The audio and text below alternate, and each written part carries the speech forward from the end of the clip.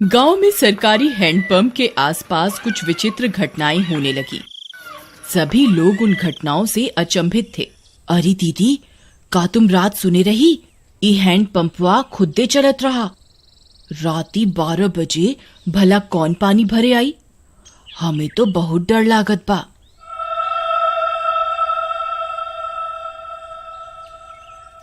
हाँ रानी, हम सुने रही।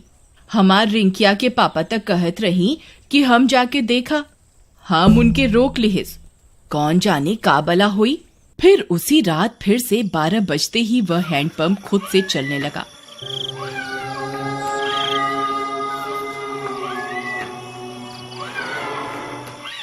सभी गांव वाले सुन रहे थे, पर किसी की हिम्मत नहीं हुई कि जाकर देखे। फिर सुबह होने पर, अरे मीना दीदी, चला हो, हैंडपंपवा पर पानी भरे के। हमें अकेले जाते डर लागत बा। फिर वे दोनों हैंडपंप पर जाती हैं। वहां पहुंचकर उनकी आंख फटी की फटी रह जाती है। वहां किसी के पैर का निशान होता है जो इंसानी पैर से दुगने साइज का होता है। ई देखा हो रानी, हम कहत रहे ना कुछ गड़बड़ जरूर बा। ई देखा, भला किस इंसान के इतना बड़ पैर हुई। तभी वहां पिंकी आ जाती है। अरे दीदी, क्या हुआ? आप दोनों इतनी परेशान क्यों हैं? ई देखो बहन, इतना बड़का पैर।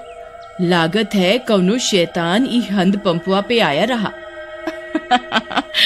कम ऑन दीदी, कोई प्रैंक कर रहा होगा। हमारी सिटी में तो ऐसे बहुत करा जाता है। अरे आप शहर से आई रही पिंकी बहन, आप ये सब ना समझी। फिर रात होने पर हैंडपंप फिर खुद से चलने लगता है।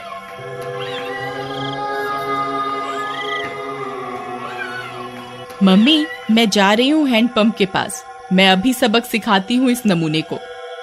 फिर जैसे ही पिंकी वहां पहुंचती है, वह दंग रह जाती है। वहां 2 सिर की एक चुड़ैल हैंडपंप चला रही होती है।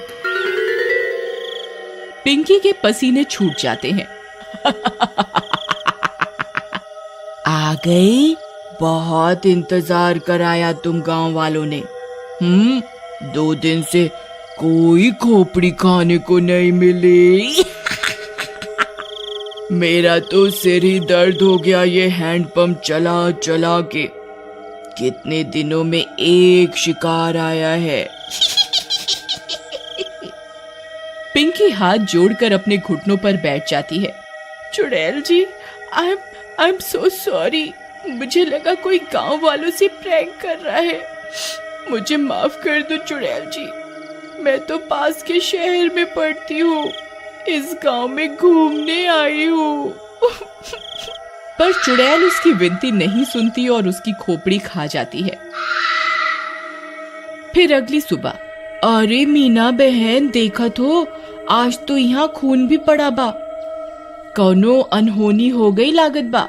तभी पिंकी की माँ वहां आ जाती है। अरे, कल रात से मेरी पिंकी घर नहीं आई। वो रात इस नल पर आई थी। हाँ, ये खून कैसा पड़ा है? कहीं ये मेरी पिंकी का तो नहीं?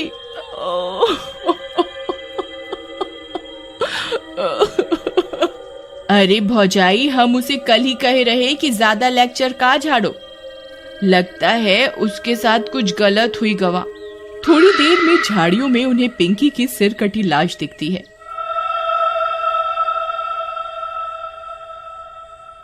यह बात पूरे गांव में फैल जाती है।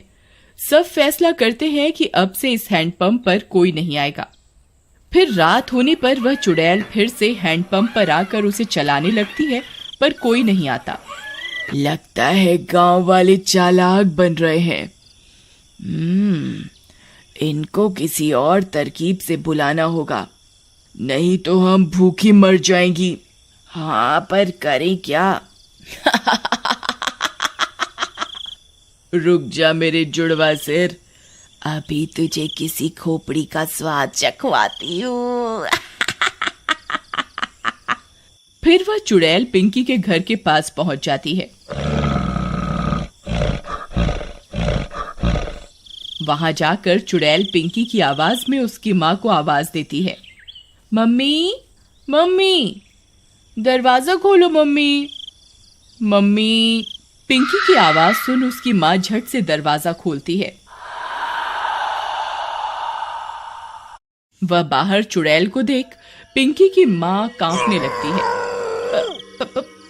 पिंकी,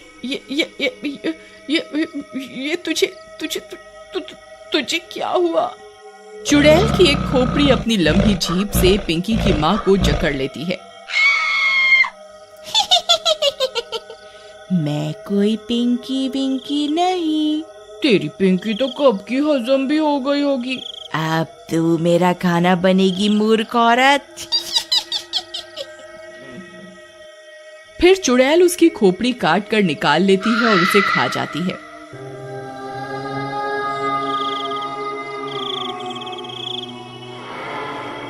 फिर सुबह होने पर पिंकी की माँ की सिर कटी लाश देखकर पूरे गांव में हाहाकार मच जाता है।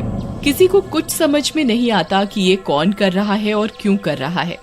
सुनत हो जी, उस शहर वाली माँ बेटी के कोई मार के मुंडी गायब कर दिया रहा।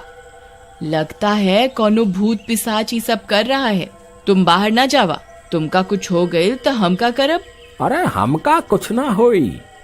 हम जात रहे वो हैंड पंपवा के आसपास सीसीटीवी कैमरा लगाई खातिर, हाँ, ताकि देख सकें आखिर मामला का बा। फिर वह गांव की कई दीवारों पर सीसीटीवी कैमरा लगा देता है। रात होने पर वह चुड़ैल वापस आती है। वह थोड़ी देर हैंडपंप चलाती है पर कोई नहीं आता। वह गांव में पिंकी और उसकी माँ की आवाज निकालकर सबको बुलाती है पर कोई नहीं आता। लगता है गांव वाले बहुत होशियार हो गए हैं, कुछ करना पड़ेगा। हाँ, कुछ तरकीब सोचो, नहीं तो अगर हम 2 दिन भूखी रही तो मर जाएंगी। गांव वाले हैंडपंप से पानी नहीं भर रहे पर कुएं से तो भर रहे हैं। हम चलकर कुएं में बैठ जाती हैं। जैसे ही कोई आएगा तुम अपनी लंबी जीभ से उसे अंदर खींच लेना, फिर हम उसे खा जाएंगी। हाँ, सही कहती हो। फिर वह चुड़ैल कुएं में जाकर छिप जाती है। सुबह होने पर, अरे सुबह सुबह कहाँ जावत बा? रात शैतानी शक्ति सारे गांव में घूम रही। अरे तू डरा ना, हमार राजकुमारी, हमका कछु ना हुई। हाँ, हम जाए रहे सीसीटीवी कैमरा से रिकॉर्डिंग ले खातिर। हाँ, अच्छा जावत ही हो तो मटका में पानी भर लावा कुआं से। फिर रानी का पति मटका लेकर निकल जाता है। अरे पहले रिकॉर्डिंग निकाला कि कुएं पे जावा? चलो पहले कुएं पे चलते हैं, नहीं तो वहां भीड़ हो जाए। फिर वह कुएं पर जाता है। जैसे ही वह कुएं में अपना घड़ा डालता है, चुड़ैल का सिर अपनी जीभ से लपेटकर उसे अंदर खींच लेता है। वह कुछ बोल भी नहीं पाता और चुड़ैल उसकी खोपड़ी खा जाती है।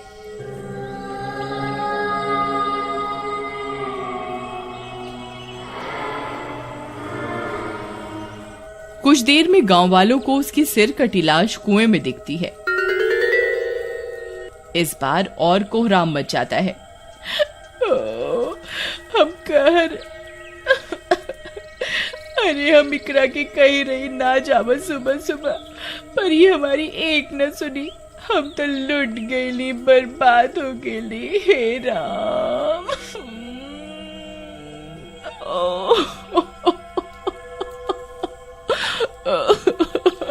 पर तुहार पति सुबह सुबह आया क्या करने रहा?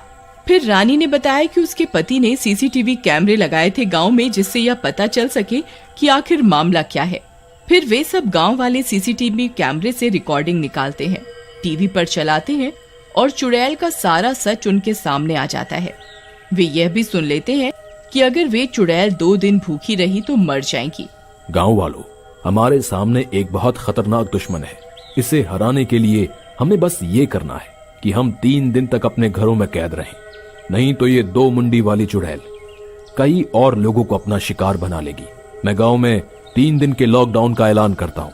लॉकडाउन होने के बाद वे चुड़ैल 2 दिन तक गांव में आई अपना शिकार पकड़ने के लिए। उन्होंने कई तरकीबें लगाई पर कोई अपने घर से बाहर नहीं आया और वे दोनों चुड़ैल मर गईं।